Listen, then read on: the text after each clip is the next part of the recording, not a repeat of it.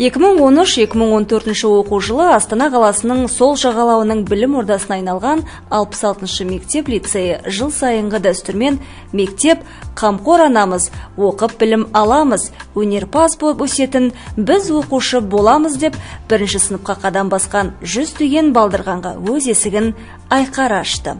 Биыл сол балалар әліппенің алтын табалдырығынан асып, екінші сыныпқа ерекше екпінмен келді. Екінші И сыныбы басқа құрдастарына қарағанда білімнің жауапкершілігін молырақ арқалаған оқушылар. Неге десеңіз, олар профессор Нұрша Алжанбайқызының авторлығымен енгізіліп жатқан төл технология негізінде білім нәрімен сусындайды. Өзара СКТ деп атап кеткен бұл әдістеме арқылы әр оқушы өзіндік ой талғам жасауға, дыбыстан бастап талдап, сөз сырын тануға, білім жолында үздіксіз еңбектенуге үйренеді. Екінші идің шәкірттері осы технология бойынша өткізілген түрлі деңгейдегі іс-шаралардың телебағдарламаның қатысушылары, мектепшілік, қалалық, республикалық олимпиадалардың жүлдегерлері.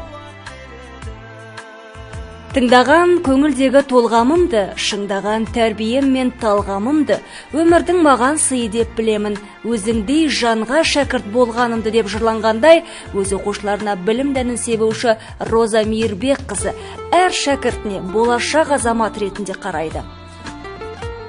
Екінші И сыныбының оқушылары мектептен тыс қоғамдық шаралардың, түрлі үйірмелердің белсенді қатысушылары. Мың бұралған бишілер, күміс көмей әншілер де бар мұнда. Салауатты өмір салтын ұстануды мақсат етіп, спортпен де шұғылданады. Ұстаз мектептің жүрегі болса, ата-ана мектептің тірегі деуге болады.